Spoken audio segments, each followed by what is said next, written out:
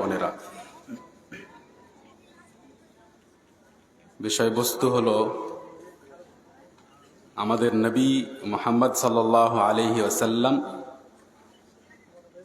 এর দৈহিক আকৃতি কেমন ছিল, দেখতে তিনি কেমন ছিলেন এবং তার চারিত্রিক বৈশিষ্ট্য, তার আচরণ, তার চরিত্র কেমন ছিল। সম্মানিত উপস্থিতি, যেমন আপনারা শুনলেন যে বিষয় দীর্ঘ এক বিষয়, যাতে অনেক কথা আছে, কিন্তু চেষ্টা করেছি যে এ বিষয়ে যে হাদিসগুলো সাধারণত বুখারী ও মুসলিমের মধ্যে এসেছে সে হাদিসগুলোই আপনাদের সামনে আজ তুলে ধরি।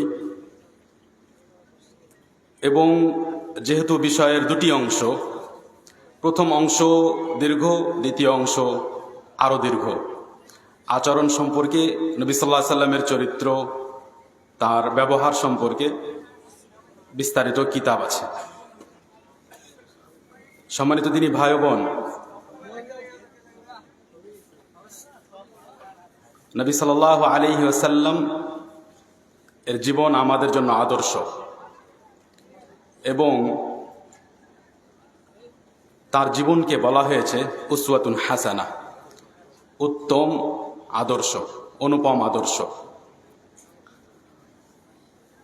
যেহেতু এ বিষয়ের সাথে সংশ্লিষ্ট একটি সেবা, একটি খেদমত করার তৌফিক পেয়েছি, আলহামদুলিল্লাহ, সৌভাগ্য পেয়েছি, তাই শুধু আপনাদের অবগতির জন্য বলি যে নবী সাল্লাল্লাহু আলাইহি ওয়াসাল্লামের চরিত্র এবং আমাদের আচরণ দুটিকে মিলিয়ে দেখার জন্য, যে আমরা মুসলিম কিন্তু আমাদের চরিত্র এবং রাসূল সাল্লাল্লাহু আলাইহি ওয়াসাল্লামের চরিত্র এখানে কি সঙ্গতি আছে, মেল আছে, এ বিষয়কে বোঝার জন্য আমরা চেষ্টা করেছি যে একটি করে বিষয়, নবী সাল্লাল্লাহু আলাইহি ওয়াসাল্লামের একটি করে চরিত্র নিয়ে আলোচনা করি এবং আমাদের আচরণকে তার সাথে মিলিয়ে দেখি। এটা আমরা করেছি এক সিরিজের আন্ডারে, যে সিরিজটির নাম হলো রাসূল সাল্লাল্লাহু আলাইহি ওয়াসাল্লাম এর অনুপম আদর্শ সিরিজ, উসওয়াতুন হাসানা। সেখানে প্রায় এ বিষয়ে প্রায় 40টি নবী সাল্লাল্লাহু আলাইহি ওয়াসাল্লামের চরিত্র বা আচরণ নিয়ে আলোচনা করা হয়েছে এবং যেহেতু আজকের বিষয়ও সেটাই, অর্ধেক অংশ সেই বিষয়ে, তাই আমি চাইব যে আপনারা সবাই সে বিষয়গুলোর দিকে যাবেন, দেখবেন। উসওয়াতুন হাসানা, রাসূল সাল্লাল্লাহু আলাইহি ওয়াসাল্লামের অনুপম আদর্শ সিরিজ এবং রাসূল সাল্লাল্লাহু আলাইহি ওয়াসাল্লাম হাসতেন কিভাবে, রাসূল সাল্লাল্লাহু আলাইহি ওয়াসাল্লামের কান্না, রাসূল সাল্লাল্লাহু আলাইহি ওয়াসাল্লামের বিনয়, এই ধরনের রাসূল সাল্লামের হাঁটার চলার ধরন, কথা বলার পদ্ধতি, এ ধরনের প্রায় 35 থেকে 40টি বিষয় শুনতে পাওয়া যাবে। আমরা আজকে সেখান থেকে কয়েকটি বিষয় আলোচনা করব। আর প্রথম অংশে, বক্তব্যের প্রথম অংশে আলোচনা করব ইনশাআল্লাহ রাসূল সাল্লাল্লাহু আলাইহি সাল্লামের দৈহিক আকৃতি সম্পর্কে, তিনি দেখতে কেমন ছিলেন এবং দৈহিক আকৃতি সম্পর্কে তিনি দেখতে কেমন ছিলেন এ বিষয়েও অনেক কথা আছে। কিন্তু আমরা যেমন আপনাদের বললাম যে বুখারী ও মুসলিমে সাধারণত যে সব হাদিস বর্ণিত হয়েছে সেগুলোই আজ আমরা নিয়ে আসার চেষ্টা করেছি এবং সেগুলোই বোঝার আর আপনাদেরকে বোঝানোর চেষ্টা করবো ইনশাআল্লাহ তাআলা। সম্মানিত দিনী ভাই ও বোন, সহিহ মুসলিমে বর্ণিত জাবের ইবনে সামুরাহ রাদিয়াল্লাহু আনহু বলেন যে রাসূল সাল্লাল্লাহু আলাইহি ওয়াসাল্লাম কানা যালিআল ফাম, রাসূল সাল্লাল্লাহু আলাইহি ওয়াসাল্লামের মুখ ছিল প্রশস্ত। আমি আশা করব আপনাদের কাছে যে প্রত্যেকটি শব্দ গুরুত্ব সহকারে শুনবেন। যারা আমার সামনে আছেন সাধারণ মানুষ, পিছনে আমাদের সাথীরা আছেন, ওলামায়ে কেরাম আছেন, ওনাদের জন্য অত জরুরি নয়, কিন্তু আপনাদের জন্য খুব জরুরি, কারণ প্রত্যেকটি শব্দ বুঝতে হবে। তাহলেই আমরা রাসূল সাল্লাল্লাহু আলাইহি ওয়াসাল্লামের আকৃতি সম্পর্কে কল্পনা করতে পারবো এবং তার উদ্দেশ্য কি আমরা শেষে বলবো ইনশাআল্লাহ, যে কেন আজকে আপনাদেরকে রাসূল সাল্লাল্লাহু আলাইহি ওয়াসাল্লামের আকৃতি সম্পর্কে বলা হচ্ছে, তার মুখ কেমন ছিল, তার গোড়ালি কেমন ছিল, এসব কিছু শুনে আসলে লাভ কি ইনশাআল্লাহ আমরা শেষের দিকে বলবো। জাবির ইবনে সামরা রাদিয়াল্লাহু আনহু বললেন, কেন দলি আল ফাম, তার মুখ ছিল প্রশস্ত। আমরা কোথাও দেখলাম যে বলা হয়েছে তার চেহারা ছিল প্রশস্ত, কিন্তু আসলে শব্দ হলো হাদিসের ফাম, অর্থাৎ মুখ। রাসূল সাল্লাল্লাহু আলাইহি ওয়াসাল্লামের মুখ প্রশস্ত ছিল এবং এটি প্রশংসনীয় বিষয়। আরবরা এটিকে প্রশংসনীয় মনে করত যে কারো মুখ একটু বড় হবে, খুব বড়, অতিরিক্ত প্রশস্ত নয়, কিন্তু সংকীর্ণ ছোট নয়। হয়তো তারা ধারণা করত, বলা হয় যে হয়তো তাদের মধ্যে ধারণা ছিল যে কোনো ব্যক্তির মুখ যদি একটু প্রশস্ত হয়, ছোট্ট মুখ না হয়, তাহলে সে বাগ্মী হবে, তার ভাষা ভালো হবে, তার কথা সুন্দর হবে এবং তার কথা বেশি হবে আর কল্যাণকর হবে। হয়তো এই ধরনের কোনো ধারণা ছিল, যার কারণে এটি প্রশংসনীয় বিষয় ছিল যে কোনো ব্যক্তির মুখ প্রশস্ত হোক, এবং রাসূল সাল্লাল্লাহু আলাইহি ওয়াসাল্লামের মধ্যে সে সমস্ত প্রশংসনীয় বিষয় ছিল তার দৈহিক আকৃতিতে। তারপর বললেন আশকালাল আইন, রাসূল সাল্লাল্লাহু আলাইহি ওয়াসাল্লামের চোখ বড় ছিল, ডাগর আঁখি, বড় চোখ, চোখের যে অংশ, চোখের যে গর্ত, সেটা ছিল প্রশস্ত বড়, যাকে টানা টানা চোখ বলা হয় কিংবা ডাগর আঁখি বলা হয়। তো রাসূল সাল্লাল্লাহু আলাইহি ওয়াসাল্লামের চোখ বড় ছিল। মানহুসাল আকিবাইন, মানহুসাল আকিবাইন অর্থাৎ রাসূল সাল্লাল্লাহু আলাইহি ওয়াসাল্লামের গোড়ালি, গোড়ালি বোঝেন পায়ের নিচের পিছন দিকের অংশ। রাসূল সাল্লাল্লাহু আলাইহি ওয়াসাল্লামের গোড়ালি ছিল সুষম, অর্থাৎ গোড়ালিতে মাংসের পরিমাণ কম ছিল, সঙ্গতিপূর্ণ ছিল, এমন নয় যে বেশি মাংস সেখানে যার কারণে দেখতে খারাপ লাগে, সুদর্শন ছিল, দেখতে ভালো লাগতো। তো বললাম যে রাসূল সাল্লাল্লাহু আলাইহি ওয়াসাল্লাম ছিলেন মানহুস আল আকিবাইন, অর্থাৎ তার গোড়ালিতে মাংস কম ছিল, তার গোড়ালি ছিল সুষম। সহিহ মুসলিমে বর্ণিত আবু তুফাইল রাদিয়াল্লাহু আনহু বলেন, রাসূল সাল্লাল্লাহু আলাইহি ওয়াসাল্লামের মুখমণ্ডল এবং চেহারার রং সম্পর্কে, তার রং কেমন ছিল, তিনি দেখতে কি একেবারে ধবধবে সাদা ছিলেন, নাকি কালো ছিলেন, নাকি লাল ছিলেন, এ বিষয়ে বলেন কানা আবিয়াদ, তিনি ছিলেন ফর্সা, সাদা রং ছিল তার। মালিহাল ওয়াজহ, মালিহাল ওয়াজহ অর্থাৎ তিনি দেখতে সুন্দর ছিলেন, সুদর্শন ছিলেন, চেহারা ছিল উজ্জ্বল। তারপরে বলেন মুকাসসাদা, তিনি ছিলেন মাঝারি আকৃতির, তিনি ছিলেন মাঝারি আকৃতির। মুকাসসাদা, না দীর্ঘ, খুব অতিরিক্ত লম্বা, না খাটো, না খুব মোটা, না খুব একেবারেই অল্প শরীর খুব ক্ষীণ, না খুব পাতলা, না ক্ষীণ, না খুব মোটা, না দীর্ঘ, না খাটো, মাঝারি আকৃতির ছিলেন। মাঝারি আকৃতির এক মানুষ ছিলেন যাকে দেখতে সুন্দর মনে করা হয়। সম্মানিত উপস্থিতি, সহিহ বুখারীতে বর্ণিত আনাস ইবনে মালিক রাদিয়াল্লাহু আনহু বলেন, রাসূল সাল্লাল্লাহু আলাইহি ওয়াসাল্লামের হাত সম্পর্কে, হাত থেকে উদ্দেশ্য হাতের তালু, এই অংশ, রাসূল সাল্লাল্লাহু আলাইহি ওয়াসাল্লামের হাতের তালু সম্পর্কে আনাস বিন মালিক রাদিয়াল্লাহু আনহু বলেন, কানা বাসিতাল কাফাইন, তার দুই হাতের এই তালু ছিল প্রশস্ত, ছোট্ট নয়, তার এই দুই হাতের তালু ছিল প্রশস্ত। এবং এই তালু সম্পর্কে আরো আমরা শুনবো যে কত নরম ছিল এবং কেমন ছিল, আমরা আরো শুনবো ইনশাআল্লাহ। তারপরে বলেন কানা আযহারাল লাউন লাইসা বিআবিয়াদ আমহাক ওয়ালা আদম, তিনি ফর্সা ছিলেন কিন্তু একেবারে সাদা ধবধবে নয়, অতিরিক্ত সাদা নয় যে দেখতে ভালো লাগবে না, এবং বাদামি রঙেরও নয় যে মনে হবে যে রংটা চাপা বা মনে হচ্ছে কালোর দিকে যাচ্ছে, এরকম নয়, বরং একেবারে সুন্দর। বলা যাবে যে রাসূল সাল্লাল্লাহু আলাইহি ওয়াসাল্লামের চেহারার রং, শরীরের রং সাদা, যাতে লাল রঙের মিশ্রণ ছিল। সাদা রং যদি হয় আর ধবধবে না হয়, আর ওতে যদি একটু একটু লালের মিশ্রণ থাকে, তাহলে সে রং খুব সুন্দর হবে। রাসূল সাল্লাল্লাহু আলাইহি ওয়াসাল্লামের চেহারার রং এরূপ ছিল। সহিহ বুখারীতে বর্ণিত বারা ইবনে আযিব রাদিয়াল্লাহু আনহু বলেন, কানা মারবুআ, রাসূল সাল্লাল্লাহু আলাইহি ওয়াসাল্লাম, এর আগে আমরা যেটা শুনলাম যে মাঝারি আকৃতির ছিলেন, একই কথা এখানেও বারা ইবনে আযিব রাদিয়াল্লাহু আনহু বলেন কানা মারবুআ, তিনি ছিলেন মাঝারি আকৃতির, না লম্বা, না দীর্ঘ, না খাটো, আর না খুব মোটা, না ক্ষীণ। তারপরে বললেন বাঈদা মা বাইনাল মানকিবাইন, রাসূল সাল্লাল্লাহু আলাইহি ওয়াসাল্লামের দুই কাঁধের মাঝে দূরত্ব ছিল, অর্থাৎ রাসূল সাল্লাল্লাহু আলাইহি ওয়াসাল্লামের কাঁধ চওড়া ছিল, প্রশস্ত ছিল, যদি কাঁধ প্রশস্ত না হয়, সংকীর্ণ হয়, তাহলে সে ব্যক্তিকে রোগা পাতলা লাগবে। কিন্তু আমাদের রাসূল সাল্লাল্লাহু আলাইহি ওয়াসাল্লাম এরূপ ছিলেন না, তার কাঁধ প্রশস্ত ছিল।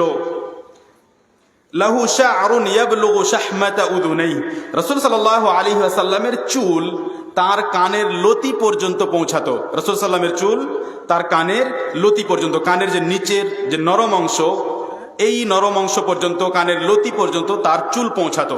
রাসূল সাল্লাল্লাহু আলাইহি সাল্লামের চুল সম্পর্কে একাধিক বর্ণনা এসেছে, অর্থাৎ কোনো সময় বলা হয়েছে কাঁধ পর্যন্ত, কোনো সময় কাঁধ ও কানের লতির মাঝে, কোনো সময় কানের লতি পর্যন্ত।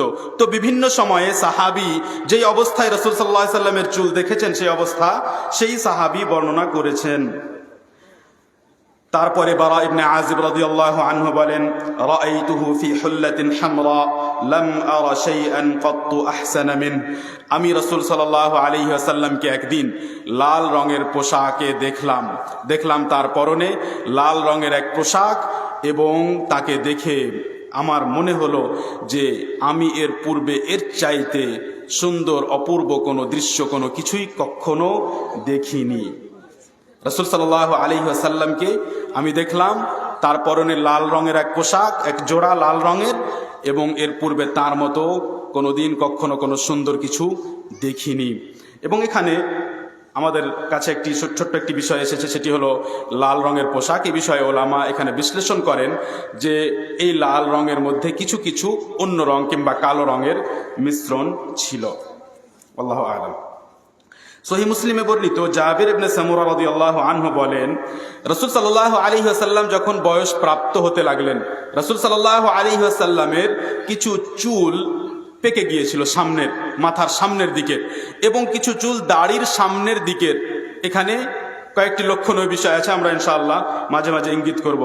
জাবির ইবনে সামুরা রাদিয়াল্লাহু আনহু বলেন, কানা রাসূলুল্লাহ সাল্লাল্লাহু আলাইহি ওয়াসাল্লাম قد شمط مقدم رأسه ولحيته, রাসূল সাল্লাল্লাহু আলাইহি ওয়াসাল্লামের চুলের সামনের অংশ, মাথার সামনের অংশের যে চুল, তার কিছু অংশ পেকে গিয়েছিল এবং দাড়ির সামনের অংশ পেকে গিয়েছিল। কি বোঝা গেল?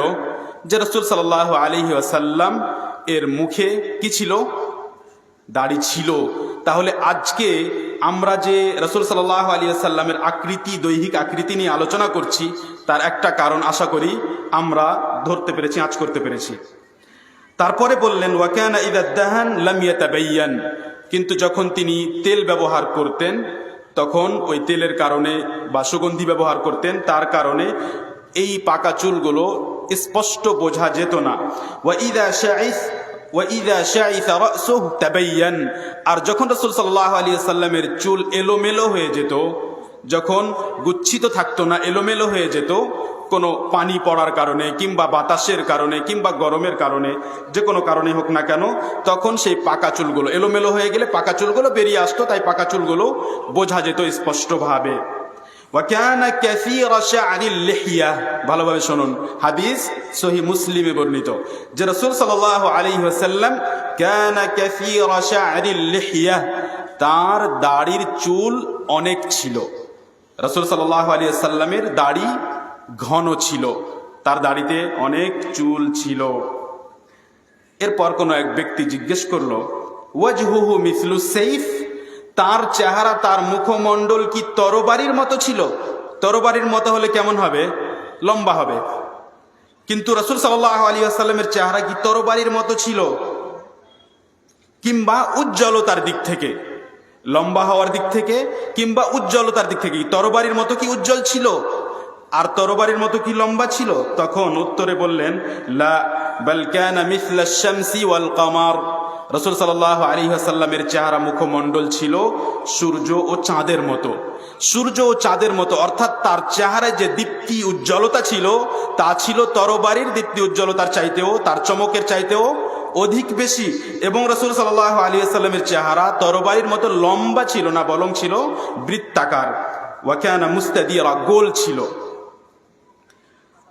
এরপরে একটি বিষয় আছে আমাদের কাছে, সেটি হলো যে আমরা শুনেছি যে রাসূল সাল্লাল্লাহু আলাইহি ওয়াসাল্লাম রাসূল সাল্লাল্লাহু আলাইহি ওয়াসাল্লামকে মোহরে নবুয়তের মোহর দান করা হয়েছিল। নবুয়তের মোহর দান করা হয়েছিল। মোহর সিল বা ছাপকে বলা হয়। তো রাসূল সাল্লাল্লাহু আলাইহি ওয়াসাল্লামের দেহে, তার শরীরে নবুয়তের চিহ্ন ছিল, ছাপ ছিল। সেটি কেমন ছিল? তাকে খাতামুন নবুওয়াহ বলা হয়েছে। খাতামুন নবুওয়াহ, নবুয়তের সে ছাপ, নবুয়তের সে সিল ও মোহর কেমন ছিল? তো জাবির ইবনে সামরা রাদিয়াল্লাহু আনহু বললেন, ওয়া রাআইতুল খাতামা ইনদা কাতিফিহি মিসলা বাইদাতিল হামামাহ ইউশবিহু জাসাদাহ। আমি রাসূল সাল্লাল্লাহু আলাইহি ওয়াসাল্লামের সেই নবুয়তের মোহর, সেই নবুয়তের যে চিহ্ন ছাপ, সেটি দেখলাম কোথায়? ইনদা কাতিফিহি, তার কাঁধের পাশে। এখানে আমরা কাতিফ শব্দের অর্থ বাংলায় কাঁধ বললাম, কিন্তু কাতিফ শব্দকে আরবিতে বোঝার প্রয়োজন আছে। কাতিফ আরবিতে বলা হয় আমাদের যেটাকে আমরা কাঁধ বলে বুঝি, ওর পিছনে লক্ষ্য করবেন, পিছনে চওড়া প্রশস্ত একটা হাড় আছে। পিছনে কি আছে? ডান দিকে বাম দিকে প্রশস্ত একটা হাড় আছে, যেই হাড় আমাদের হাতের সাথে যুক্ত। ওই প্রশস্ত, ওই চওড়া হাড়কে, ওই হাড়টিকে আরবিতে কাতিফ বলা হয়। ওই হাড়টিকে আরবিতে কাতিফ বলা হয়। তাহলে যখনই আমরা বললাম যে কাতিফ অর্থাৎ কাঁধ, তাহলে এখানে আপনার বিশ্লেষণের প্রয়োজন আছে যে এখান থেকে উদ্দেশ্য কি। কারণ যদি বলি কাঁধ, তো রাসূল সাল্লাল্লাহু আলাইহি ওয়াসাল্লামের মোহর, নবুয়তের মোহর কিন্তু এই কাঁধে উপরে ছিল না, বরং পিছনে ছিল। যে চওড়া হাড়ের কথা বললাম, সেই হাড়ের উপরে ছিল। এবং নিচে আরো বর্ণনা আসবে, যাতে আরো স্পষ্ট হবে যে নির্দিষ্টভাবে কোন জায়গায়, ওই হাড়ের ওপর কোন জায়গায় ছিল। কেমন ছিল দেখতে এই নবুয়তের মোহর, এই নবুয়তের ছাপ? বললেন মিসলা বাইদাতিল হামামাহ, পায়রা কিংবা কবুতরের ডিমের মতো। পায়রা কিংবা কবুতরের ডিমের মতো। এবং কবুতর বা পায়রার মতোই আরেকটি পাখি আছে, ঘুঘু। তো হামামাহ ঘুঘুকেও বলা হয় এবং পায়রাকেও বলা হয়। তো পায়রার ডিমের মতো দেখতে। ইউশবিহু জাসাদাহ, অর্থাৎ এর রং রাসূল সাল্লাল্লাহু আলাইহি ওয়াসাল্লামের শরীরের রঙের সাথে সাদৃশ্যপূর্ণ ছিল। রাসূল সাল্লাল্লাহু আলাইহি ওয়াসাল্লামের যে শরীরের রং, সেই শরীরের রং এখানেও ছিল।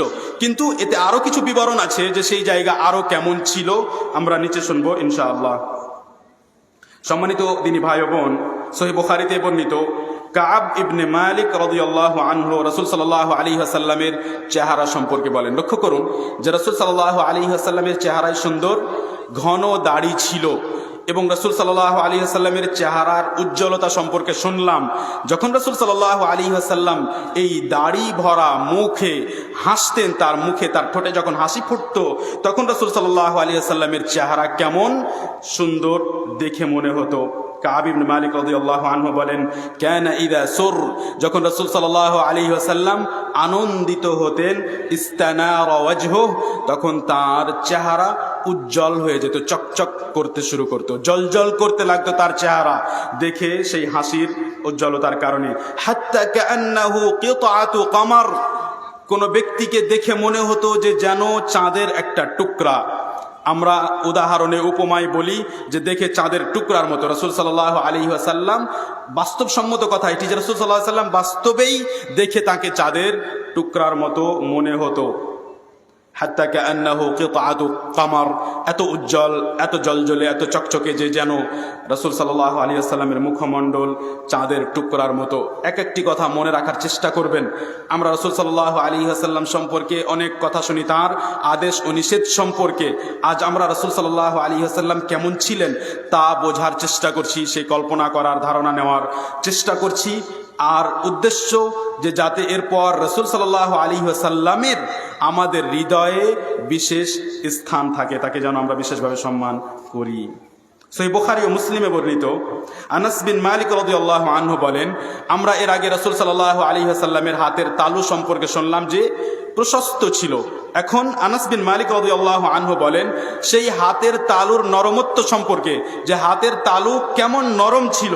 আনাস বিন মালিক রাদিয়াল্লাহু আনহু বলেন, মা মাসাস্তু হারিরান ওয়ালা দিবাজান আলিয়ানা মিন কাফিন নবী সাল্লাল্লাহু আলাইহি ওয়াসাল্লাম, আমি কখনো রাসূল সাল্লাল্লাহু আলাইহি ওয়াসাল্লামের হাতের তালুর চেয়ে বেশি নরম, অধিক নরম কোন রেশম স্পর্শ করিনি। রাসূল সাল্লাল্লাহু আলাইহি ওয়াসাল্লামের হাতের তালু এত নরম ছিল যে সেই তালুর নরমত্ব রেশমের নরমত্বের চাইতেও বেশি। আমরা জানি যে রেশম নরম হয়, কিন্তু রেশমের চাইতেও বেশি নরম ছিল রাসূল সাল্লাল্লাহু আলাইহি ওয়াসাল্লামের হাতের তালু। এখানে একটি বিষয় আমি ইঙ্গিত করতে চাই যে অনেক সময় অনেকজন কারো হাত মুসাফা যখন করে তখন মনে করে যে হাত তো খুব নরম, তো আসলে নরম কেন, শক্ত হওয়া উচিত না। পুরুষের জন্য, পুরুষত্বের জন্য আবশ্যক নয় যে আপনার হাত একবারে শক্ত হতে হবে। রাসূল সাল্লাল্লাহু আলাইহি ওয়াসাল্লামের হাত নরম ছিল, এতে কোনো সমস্যা নেই, তা নিয়ে উপহাস করার কোনো কারণ নেই। আমরা এখানে দুটি শব্দ শুনলাম, আমাদের মধ্যে যারা হয়তো তালেব ইলম আছে তাদের উপকারে আসতে পারে। হারিরান ওয়ালা দিবাজান, এই দুটি শব্দের মধ্যে, দুটি শব্দই রেশমের মধ্যে আসে, রেশম বলা হয়, কিন্তু পার্থক্য করা হয়েছে এভাবে যে হারির হলো যে আমরা দেখেছি আমাদের এলাকায় রেশম চাষ হয়, যখন রেশমের সুতা বের হয়, ওই সুতাকে যে মুখ থেকে যে বের হয় পোকার মুখ থেকে, সেই সুতাকে বলা হয় হারির।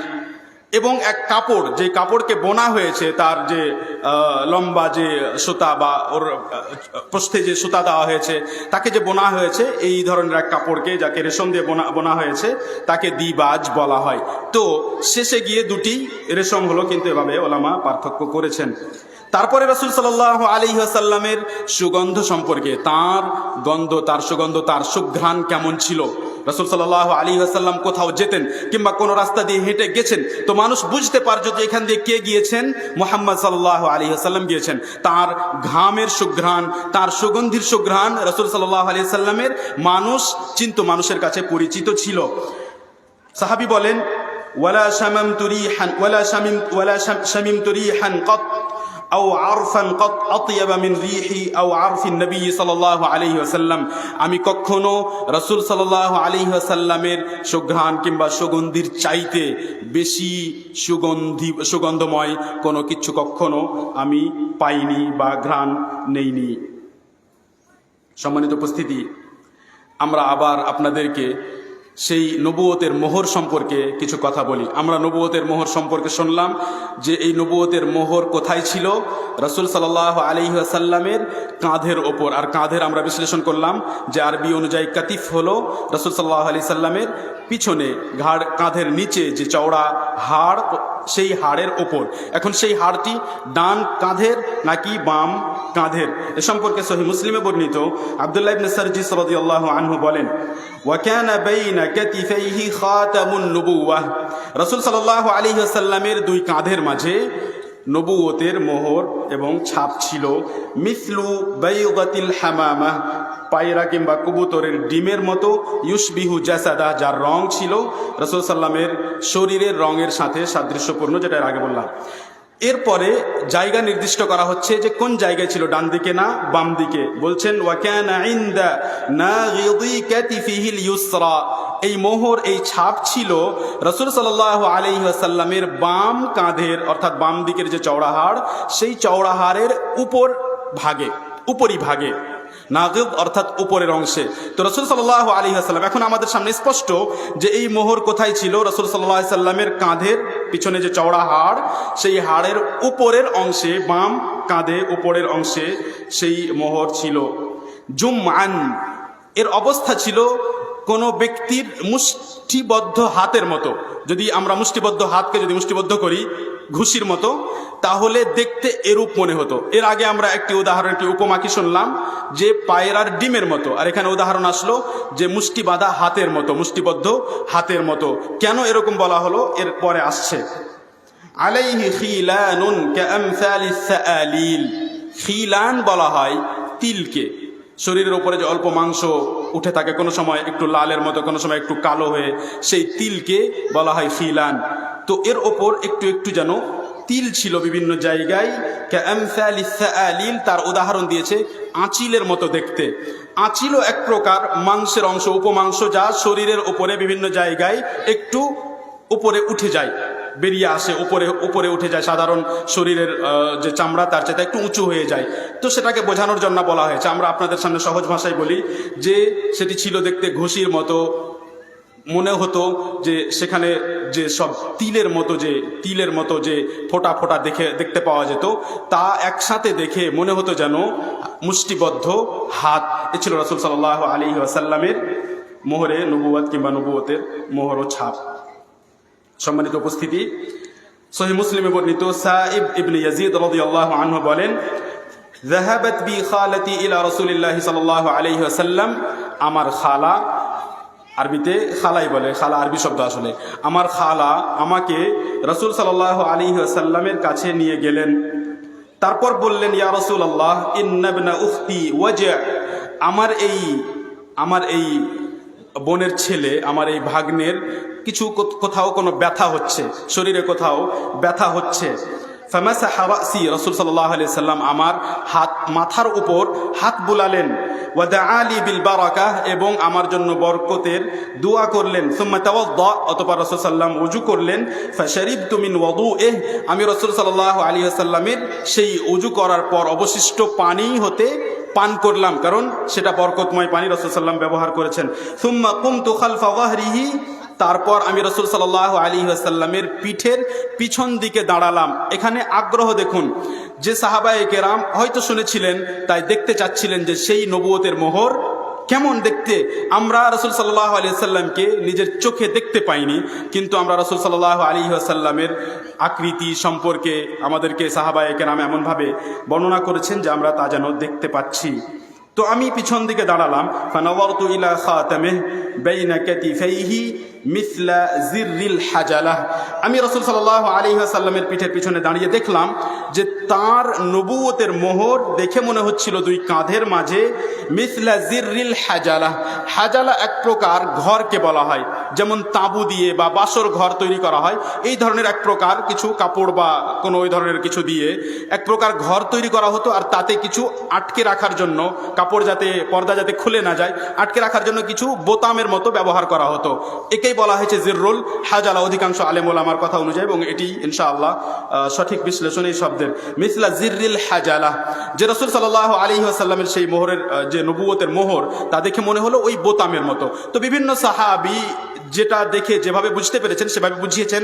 আমরা যে ধারণা পেলাম নবুয়তের মোহর সম্পর্কে, সেটি হলো যে রাসূল সাল্লাল্লাহু আলাইহি ওয়াসাল্লামের নবুয়তের সত্যতা প্রমাণ করার জন্য রাসূল সাল্লাল্লাহু আলাইহি ওয়াসাল্লামকে বাহ্যিক তাঁর দেহের মধ্যে দৈহিক প্রমাণ দেওয়া হয়েছিল, আর সেটি হলো তাঁর কাঁধের বাম দিকে একটু উপরের অংশে একটি জায়গা, যেটি দেখতে মনে হতো পায়রার ডিমের মতো কিংবা মুষ্টিবদ্ধ হাতের মতো, যেখানে ছিল কিছু ছোট ছোট তিল।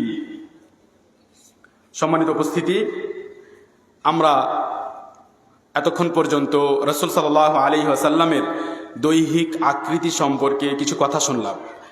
আমরা যেসব হাদিস পরস্পর শুনছিলাম, এই হাদিসগুলো শোনার পর আমরা আপনাদের কয়েকটি কথা বলতে চাই।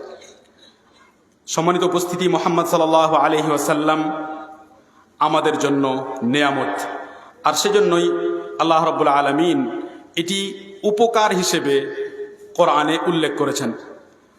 নবী সাল্লাল্লাহু আলাইহি ওয়াসাল্লাম এর কথা, তার চলাফেরা, তার জীবন, তার আদর্শ সব আমাদের জন্য নিয়ামত। আর যখন আপনি মুসলিমদের বাইরে মুলহিদ যারা, এথিস্ট যারা, নাস্তিক, এদের অবস্থা দেখবেন, কিংবা যারা বিদআতের অন্ধকারে ঘুরপাক খাচ্ছে এদের অবস্থা দেখবেন, তখন আপনি যদি সত্যি নবী সাল্লাল্লাহু আলাইহি ওয়াসাল্লামের সত্য অনুসারী হন, তাহলে আপনি বুঝতে পারবেন যে আপনি নিয়ামতের মধ্যে আছেন। তাই আমাদের মধ্যে যদি কিছু কিছু বিরোধিতা থাকে, আমরা যদি কিছু কিছু রাসূল সাল্লাল্লাহু আলাইহি ওয়াসাল্লামের আদেশ নিষেধের বিরোধিতা করি, বিরুদ্ধাচরণ করি, তাহলে আমি আশা করব যে আমরা নিজেদেরকে পরিবর্তন করার চেষ্টা করব। আমরা ইঙ্গিত করেছি রাসূল সাল্লাল্লাহু আলাইহি ওয়াসাল্লামের দাড়ির দিকে, এবং এই কথা বারবার আমাদেরকে বলা হয়, কিন্তু আমরা তা মেনে নিতে পারি না। অনেক সময় আমরা হয় লজ্জার কারণে কিংবা আরও অন্য কোনো কারণে, আর যে কোনো কারণেই হোক না কেন, সে সব কিছুই শয়তানের পক্ষ থেকে ওয়াসওয়াসা হয়। আল্লাহ তাআলা যেন আমাদের সকলকে তৌফিক দান করেন। সম্মানিত উপস্থিতি, আমরা কিছু কথা বলবো এবার রাসূল সাল্লাল্লাহু আলাইহি ওয়াসাল্লামের চরিত্র আচরণ সম্পর্কে। আমরা শুরুতে আল্লাহ রাব্বুল আলামিনের একটি কথা আপনাদের সামনে উল্লেখ করব, এবং শেষে আয়েশা রাদিয়াল্লাহু আনহার একটি কথা। এই দুটি কথা যদি সমন্বিত করা হয়, তাহলে রাসূল সাল্লাল্লাহু আলাইহি ওয়াসাল্লামের চরিত্র আমাদের সামনে একেবারেই স্পষ্ট হয়ে যায়। আল্লাহ রাব্বুল আলামিন নবী সাল্লাল্লাহু আলাইহি ওয়াসাল্লাম সম্পর্কে বলেন, ওয়া ইন্নাকা লাআলা খুলুকিন আযীম। স্বয়ং আল্লাহ তাআলা মুহাম্মদ সাল্লাল্লাহু আলাইহি ওয়াসাল্লামের সম্পর্কে বলেন যে অবশ্যই আপনি মহান চরিত্রের অধিকারী, আপনার চরিত্র মহান। শুধু এমন নয় যে আপনার চরিত্র ভালো, বরং আপনার চরিত্র মহান। এবং এখানে বোঝার বিষয় হলো যে মুহাম্মদ সাল্লাল্লাহু আলাইহি ওয়াসাল্লাম মানব জাতিকে, জিন জাতিকে চরিত্র শিখাতে এসেছেন। তিনি জীবন পদ্ধতি শিখাতে এসেছেন যে তোমরা কিভাবে জীবনযাপন করবে, তাহলে তার চরিত্রে কোনো দাগ থাকতে পারে না। যারাই রাসূল সাল্লাল্লাহু আলাইহি ওয়াসাল্লাম সম্পর্কে কোনো বিরূপ মন্তব্য করে তারা হয় অবগত নয়, অজ্ঞ, জাহেল, আর না হয় অহংকারী। সম্মানিত উপস্থিতি, রাসূল সাল্লাল্লাহু আলাইহি ওয়াসাল্লামের বড় এক বৈশিষ্ট্য যে তিনি আমাদের প্রতি ছিলেন অত্যন্ত আগ্রহী। তিনি ছিলেন আমাদের প্রতি অত্যন্ত দয়ালু ও আগ্রহী। রাসূল সাল্লাল্লাহু আলাইহি ওয়াসাল্লাম সব সময় চাইতেন, তার আকাঙ্ক্ষা ছিল যে আমরা যেন হেদায়েতের রাস্তা গ্রহণ করি, আমরা যেন তার কথা গ্রহণ করি, মেনে নেই। এ বিষয়ে আল্লাহ রাব্বুল আলামিন বলেন, লাকাদ জাআকুম রাসূলুম মিন আনফুসিকুম আজিজুন আলাইহি মা আনিতুম হারিসুন আলাইকুম বিল মুমিনিনা রাউফুর রহিম। ভালোভাবে শুনুন, লাকাদ জাআকুম রাসূলুম মিন আনফুসিকুম, তোমাদের মধ্য হতেই তোমাদের কাছে এমন এক রাসূল এসেছেন, হারিসুন, লাকাদ জাআকুম রাসূলুম মিন আনফুসিকুম আজিজুন আলাইহি মা আনিতুম, যিনি তোমাদের কষ্টে ব্যথিত হন, তোমরা কষ্ট পেলে তিনি কষ্ট পান। ভাবুন যে আমাদের স্তর কি, আমরা আসলে কোন পর্যায়ের মানুষ যে আমাদের কারণে, উম্মতের কারণে স্বয়ং রাসূল সাল্লাল্লাহু আলাইহি ওয়াসাল্লাম ব্যথিত হবেন, কষ্ট পাবেন। কিন্তু রাসূল সাল্লাল্লাহু আলাইহি ওয়াসাল্লাম ছিলেন এত দয়ালু যে তিনি আমাদের কষ্টে ব্যথিত হতেন এবং কষ্ট পেতেন। হারিসুন আলাইকুম, আল্লাহ রাব্বুল আলামিনের সাক্ষ্য যে মুহাম্মদ সাল্লাল্লাহু আলাইহি ওয়াসাল্লাম তোমাদের প্রতি খুব আগ্রহী। সব সময় তিনি চান যে তোমরা যেন কখনো কোনো অবস্থাতেই পথভ্রষ্ট না হয়ে যাও। হারিসুন আলাইকুম বিল মুমিনিনা রাউফুর রহিম, সবার হেদায়েত সম্পর্কে রাসূল সাল্লাল্লাহু আলাইহি ওয়াসাল্লামের আগ্রহ ছিল। কিন্তু যাদের ভাগ্যে ছিল না তারা হেদায়েত পায়নি, এখনো যাদের ভাগ্যে নাই তারা হেদায়েত পায় না। বিল মুমিনিনা রাউফুর রহিম, বিশেষভাবে মুমিনদের জন্য রাসূল সাল্লাল্লাহু আলাইহি ওয়াসাল্লাম অত্যন্ত করুণাময় এবং অত্যন্ত করুণাশীল এবং দয়ালু। যদি রাসূল সাল্লাল্লাহু আলাইহি ওয়াসাল্লাম আমাদের জন্য দয়ালু হন, যদি রাসূল সাল্লাল্লাহু আলাইহি ওয়াসাল্লাম আমাদের প্রতি আগ্রহী হন, যদি রাসূল সাল্লাল্লাহু আলাইহি ওয়াসাল্লাম আমাদের হেদায়েতের বিষয়ে চিন্তিত হন, তাহলে অবশ্যই এর কামনা, এর দাবি হলো যে আমরাও রাসূল সাল্লাল্লাহু আলাইহি ওয়াসাল্লামকে উত্তম প্রতিদান দান করব। আমরাও রাসূল সাল্লাল্লাহু আলাইহি ওয়াসাল্লামের সম্মান এমনভাবে করব যে যখন আমাদের মুহাম্মদ সাল্লাল্লাহু আলাইহি ওয়াসাল্লাম, আমাদের রাসূল সাল্লাল্লাহু আলাইহি ওয়াসাল্লামের কথা আমাদের সামনে আসবে, তখন সেই কথা হবে সর্বোচ্চ। যখন রাসূল সাল্লাল্লাহু আলাইহি ওয়াসাল্লামের পক্ষ থেকে কোনো মানসিকতা, কোনো চিন্তাধারা আসবে, তখন সেটা হবে সর্বোচ্চ। রাসূল সাল্লাল্লাহু আলাইহি ওয়াসাল্লাম যে বিষয়ে যে বিশ্বাস আমাদেরকে দান করেছেন, সেই বিশ্বাসই হবে সর্বোচ্চ। কোরআন সম্পর্কে তিনি কি চিন্তাধারা দিয়েছেন, এই পৃথিবী সম্পর্কে তিনি কি চিন্তাধারা দিয়েছেন, আমাদের জীবন সম্পর্কে কি চিন্তাধারা দিয়েছেন, আমাদের ধন সম্পদ সম্পর্কে কি চিন্তাধারা দিয়েছেন, যত বিষয় আছে আমরা শুনেছি এবং শুনতেই আছি। প্রত্যেকটি বিষয়ে যদি সত্যি আমরা মুহাম্মদ সাল্লাল্লাহু আলাইহি ওয়াসাল্লামকে ভালোবাসি, যদি সত্যি আমরা রাসূল সাল্লাল্লাহু আলাইহি ওয়াসাল্লামের সেই আগ্রহের, সেই ভালোবাসার প্রতিদান দিতে চাই, তাহলে রাসূল সাল্লাল্লাহু আলাইহি ওয়াসাল্লামকে সেভাবে ভালোবাসতে হবে, তার কথাকে, তার থিঙ্কিংকে, তার চিন্তাধারাকে সবার উপরে রাখতে হবে। বাকি অন্য যে যাই বলুক না কেন তা হবে তার নিচে। সম্মানিত উপস্থিতি, এ যুগে অশ্লীলতা ছড়িয়ে পড়েছে, পাপাচার এত বেশি হয়ে গেছে যে তা যেন মনে হচ্ছে গুনাহকারীরা তুঙ্গে উঠেছে, বুঝতে পারা যায় না যে তাদেরকে কিভাবে নিয়ন্ত্রণ করা যায়। এই সময়ে প্রয়োজন হলো আমাদের লজ্জাবোধ এবং লজ্জাশীলতার দিকে ফিরে আসা। আসলে লজ্জা কাকে বলে, লজ্জাশীলতা কি, এ বিষয়ে শোনার প্রয়োজন আছে, এ বিষয়ে জানার প্রয়োজন আছে। ইবনে হাজার রাহিমাহুল্লাহ বলেন যে লজ্জাকে সম্পূর্ণরূপে, সে যে কোনো মুহূর্তে হোক না কেন, প্রত্যেকটি লজ্জার প্রকারকে কল্যাণময়, কল্যাণকর বলা হয়েছে। তার কারণ হলো যে লজ্জা ইয়াহজুজু আনিল কাবাইহ, অশ্লীলতা থেকে, নোংরামি থেকে, জঘন্যতা থেকে, নিকৃষ্টতা থেকে, আপনাকে নিম্ন স্তরে, পশুত্বের স্তরে নেমে যাওয়া থেকে লজ্জাশীলতা আপনাকে বাধা দেয়। যদি আপনার মধ্যে লজ্জা থাকে তাহলে আপনি নিজেকে মনুষ্যত্বের স্তরে নিয়ে আসতে পারবেন এবং পশুত্বের স্তর থেকে ঊর্ধ্বে আসতে পারবেন। সম্মানিত উপস্থিতি, আমরা শুনি যে আমাদের নবী মুহাম্মদ সাল্লাল্লাহু আলাইহি ওয়াসাল্লাম কত লজ্জাশীল ছিলেন। এ সম্পর্কে সহিহ বুখারীতে বর্ণিত আবু সাঈদ খুদরি রাদিয়াল্লাহু আনহু বলেন, كان النبي صلى الله عليه وسلم أشد حياء من العذراء في خدرها رسول صلى الله عليه وسلم লজ্জাশীলতার উপমা শোনো যে রাসূল সাল্লাল্লাহু আলাইহি ওয়াসাল্লামের লজ্জাশীলতা দেখে মনে হতো যে কোনো পর্দায় থাকা নারী যে এখনো যুবতী হয়েছে, পর্দায় থাকে, বের হয়নি, বিবাহিতা হয়নি, সে নারী যেভাবে লজ্জা করে, সে নারী যেভাবে লজ্জাশীল হয়, তার চাইতেও মুহাম্মদ সাল্লাল্লাহু আলাইহি ওয়াসাল্লাম অধিক লজ্জাশীল ছিলেন। আজ কোনো মানুষকে যখন একটু লজ্জা করতে দেখা যায় তখন আমরা সেটাকে নিন্দনীয় মনে করি, আমরা বলি যে খুব লজ্জা করে, কিন্তু রাসূল সাল্লাল্লাহু আলাইহি ওয়াসাল্লাম কখনো লজ্জাকে নিন্দনীয় বলেননি। সম্মানিত উপস্থিতি, আরেকটি হাদিস শুনি, বুখারী ও মুসলিমে বর্ণিত। আবু যার রাদিয়াল্লাহু আনহু বলেন, যখন রাসূল সাল্লাল্লাহু আলাইহি ওয়াসাল্লাম সালাতের বিষয়ে, যখন রাসূল সাল্লাল্লাহু আলাইহি সাল্লামকে আদেশ করা হলো, মেরাজের ঘটনা আমরা শুনেছি অনেকবার, যে রাসূল সাল্লাল্লাহু আলাইহি ওয়াসাল্লামকে 50 ওয়াক্তের সালাত দেওয়া হলো, তখন মুসা আলাইহি সালাতু ওয়াস সালামের পরামর্শক্রমে রাসূল সাল্লাল্লাহু আলাইহি ওয়াসাল্লাম একাধিকবার আল্লাহ রাব্বুল আলামিনের কাছে আবেদন করলেন যে হে আল্লাহ তাআলা, সালাতের সংখ্যা কম করুন, সালাতের সংখ্যা কম করুন। কম করতে করতে 5 ওয়াক্ত সালাত যখন থাকলো, মুসা আলাইহি সালাতু ওয়াস সালাম বললেন যে না, আপনার উম্মত 5 ওয়াক্ত সালাতও ঠিকভাবে আদায় করতে পারবে না, তাই আপনি যান, এই সালাতকে আরো কম করিয়ে নিন। তখন নবী সাল্লাল্লাহু আলাইহি ওয়াসাল্লাম যা বলেছিলেন তা আমাদের উদ্দেশ্য। তিনি বললেন, ইস্তাহিয়াইতু মির রব্বি, এখন আমার রবের সামনে আমার লজ্জা বোধ করে, আমার লজ্জা হয়। আবার কেমনে যাই, আবার কিভাবে যাই রাসূল সাল্লাল্লাহু আলাইহি ওয়াসাল্লামের কাছে, আবার কিভাবে গিয়ে বলি যে আল্লাহ রাব্বুল আলামিনের কাছে কিভাবে গিয়ে বলি যে আল্লাহ তাআলা আরো কম করে দাও। ইস্তাহিয়াইতু মির রব্বি, আমি আমার রবের সামনে লজ্জা বোধ করি। সম্মানিত উপস্থিতি, বড় এক সমস্যায় আছি আমরা, আমাদের মুসলিম সমাজ। আর সে সমস্যা হলো যে পার্থিব জীবনকে অতিমাত্রায় ভালোবাসার কারণে কোনটা হালাল ও কোনটা হারাম বাছাই করতে চাই না, এবং যখন বাছাই করতে বলা হয় সে কথা, সে আলোচনা শোনা পছন্দ করি না। শুনিনি কিন্তু শোনার মতো শুনি না, গ্রহণ করতে চাই না।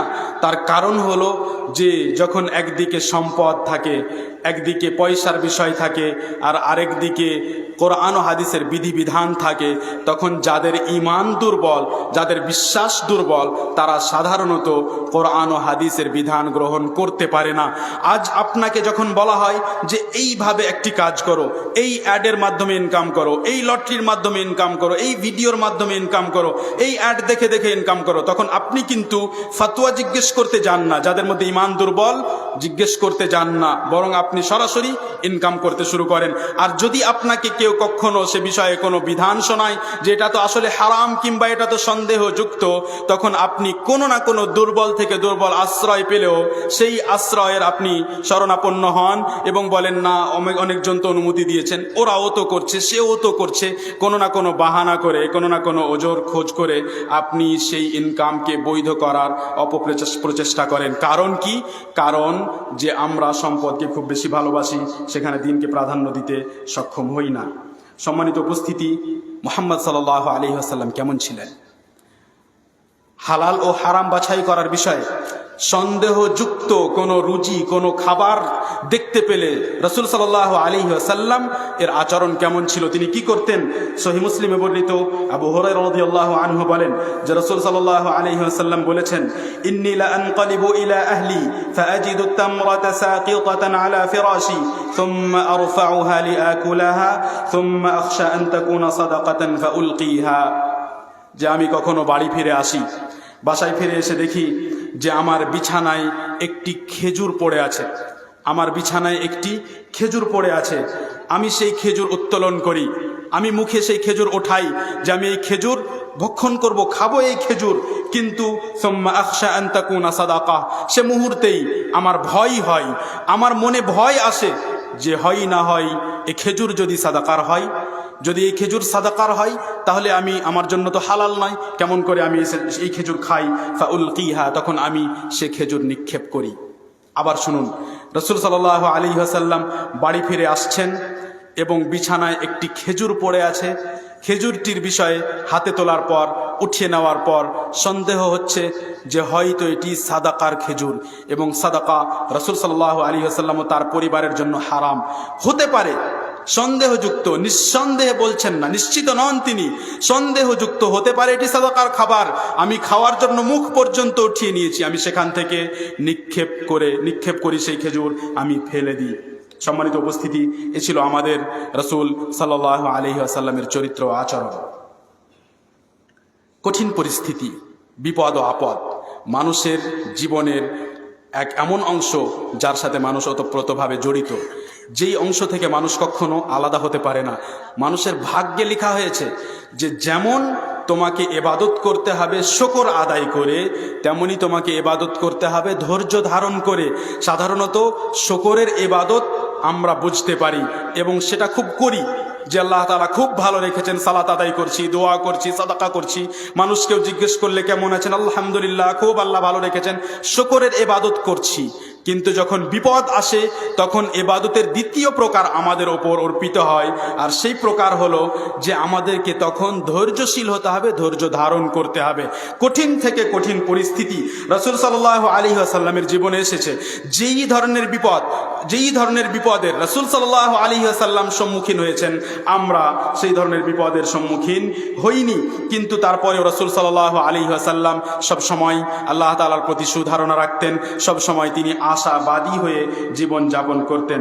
সুনান তিরমিজিতে বর্ণিত আনাস বিন মালিক রাদিয়াল্লাহু আনহু বলেন, কানা ইযা হাযাবাহু আমর, যখন রাসূল সাল্লাল্লাহু আলাইহি ওয়াসাল্লাম কোন কঠিন পরিস্থিতির সম্মুখীন হতেন, তখন তিনি বলতেন, ইয়া হাইয়ু ইয়া কাইয়ুম বিরহমাতিকা আস্তাগীথ, হে চিরঞ্জীব, হে সর্বসত্তার ধারক, হে চিরঞ্জীব, যার পূর্বে মৃত্যু নেই, যে কখনো মারা যাবে না, যে নিজেই জীবিত, যে এমন নয় যে কখনো ছিল না, যে চিরঞ্জীব, হে চিরঞ্জীব, হে সর্বসত্তার ধারক, যার কারণেই বাকি সব অস্তিত্বে এসেছে, যার কারণেই বাকি সব পরিচালিত হচ্ছে, টিকে আছে, যার অন্য কারো প্রয়োজন নেই, হে সর্বসত্তার ধারক, বিরহমাতিকা আস্তাগীথ, তোমার দয়ার, তোমার করুণার ওসিলায় আমি তোমার কাছে সহযোগিতা কামনা করি, সহযোগিতা প্রার্থনা করি। সম্মানিত উপস্থিতি, কঠিন পরিস্থিতি যতই আসুক না কেন, রাসূল সাল্লাল্লাহু আলাইহি ওয়াসাল্লাম যেমন কঠিন পরিস্থিতিতে মহান আল্লাহ তাআলার দিকে ফিরে যেতেন, এবং সংক্ষেপে বলতে হলে রাসূল সাল্লাল্লাহু আলাইহি ওয়াসাল্লাম কঠিন পরিস্থিতিতে, এবং যত পরিস্থিতি কঠিন হতো ততই বেশি একত্ববাদের দিকে, তাওহীদের দিকে ফিরে যেতেন, এবং সে সময় যে শব্দগুলো তিনি উচ্চারণ করতেন সেগুলো সম্পূর্ণই তাওহীদকে প্রমাণ করত, শুধু তাওহীদের বিষয়ে সে শব্দগুলো থাকতো। এই সম্পর্কে অনেক কথা আছে, ইনশাআল্লাহ আপনারা হয়তো সামনে কোথাও শুনবেন। সম্মানিত উপস্থিতি, আমরা এতক্ষণ রাসূল সাল্লাল্লাহু আলাইহি ওয়াসাল্লামের চরিত্র আচরণ নিয়ে কিছু কথা বললাম। আমরা বলেছিলাম যে আল্লাহ রাব্বুল আলামিন রাসূল সাল্লাল্লাহু আলাইহি ওয়াসাল্লাম সম্পর্কে একটি কথা বলেছেন, কোরআন একটি আয়াত নাজিল করেছেন, এবং আয়েশা রাদিয়াল্লাহু আনহা একটি এমন কথা বলেছেন যেই কথাটি রাসূল সাল্লাল্লাহু আলাইহি ওয়াসাল্লামের সার্বিক চরিত্রকে আমাদের সামনে স্পষ্ট করে। মুসনাদ আহমদে বর্ণিত আয়েশা রাদিয়াল্লাহু আনহা বলেন, তাকে জিজ্ঞেস করা হলে যে রাসূল সাল্লাল্লাহু আলাইহি ওয়াসাল্লামের চরিত্র কেমন ছিল, আজকের প্রশ্ন সেটাই যে রাসূল সাল্লাল্লাহু আলাইহি ওয়াসাল্লামের চরিত্র কেমন ছিল, এটি আজকের আলোচ্য বিষয়। তো এই বিষয়ের এই প্রশ্নের একটি উত্তর এক শব্দে আয়েশা রাদিয়াল্লাহু আনহা দিলেন, কানা খুলুকুহুল কোরআন, কানা খুলুকুহুল কোরআন, রাসূল সাল্লাল্লাহু আলাইহি ওয়াসাল্লামের চরিত্র ছিল কোরআন। কোনো ব্যক্তি কোরআনের আদেশ নিষেধ, কোরআনের চরিত্র যদি জানে, তাহলে সে যেন মুহাম্মদ সাল্লাল্লাহু আলাইহি ওয়াসাল্লামের চরিত্র আচরণ সম্পর্কে অবগত। সম্মানিত উপস্থিতি, আমরা আর আলোচনা দীর্ঘায়িত করতে চাচ্ছি না। আমরা আজকে যেসব কথা আপনাদের সামনে রাখলাম তার প্রথম অংশ হলো যে রাসূল সাল্লাল্লাহু আলাইহি ওয়াসাল্লাম এর দৈহিক আকৃতি কেমন ছিল, এবং আমরা শুনলাম রাসূল সাল্লাল্লাহু আলাইহি ওয়াসাল্লাম সম্পর্কে কিছু বুঝলাম, তার আকার আকৃতি, তার চেহারা, তার নবুয়তের মোহর, তার চেহারার রং, তিনি কেমন ছিলেন, তিনি লম্বা ছিলেন, খাটো ছিলেন, তার গোড়ালি কেমন ছিল, কিছু কথা শুনলাম, এবং চেষ্টা করেছি যে হাদিসগুলো সহিহ বুখারী ও মুসলিমে প্রায় এসেছে, এবং এ বিষয়ে আরও অন্যান্য হাদিস বর্ণিত হয়েছে যেগুলো আমরা আজকে তুলে ধরিনি। রাসূল সাল্লাল্লাহু সাল্লাল্লাহু আলাইহি সাল্লামের চরিত্র সম্পর্কে এর আগেও বললাম যে এই বিষয়ে বিস্তারিত অনেক কথা আলেম ওলামা লিখেছেন, এবং আমরা আশা করব যে আপনারা সেসব বিষয়ে জানার চেষ্টা করবেন বিস্তারিত, এবং এই প্রতিজ্ঞার সাথে উঠবেন যে আমরা নিজেদেরকে পরিবর্তন করব, যে নবী সাল্লাল্লাহু আলাইহি ওয়াসাল্লাম আমাদের জন্য নেয়ামত, আমরা নিজেদেরকে তার আদর্শে আদর্শিত করব। আল্লাহ তাআলা যেন আমাদের সকলকে তৌফিক দান করেন। ওয়া সাল্লাল্লাহু ওয়া সাল্লাম ওয়া বারাকা আলা নবিয়িনা মুহাম্মদ ওয়া আলা আলিহি ওয়া আসহাবিহি আজমাইন। হালকা তেলাওয়াত।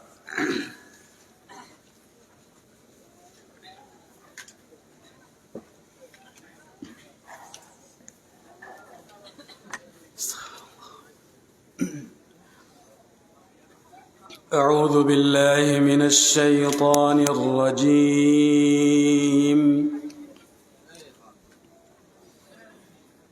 وما أرسلناك إلا رحمة للعالمين. قل إنما يوحى إلي أنما إلهكم إله واحد فهل أنتم مسلمون؟ فإن تولوا فقل آذنتكم على سواء وإن أدري أقريب أم بعيد ما توعدون إنه يعلم الجهر من القول ويعلم ما تكتمون وإن أدري لعله فتنة لكم ومتاع إلى حين قال رب احكم بالحق وربنا الرحمن المستعان على ما تصفون.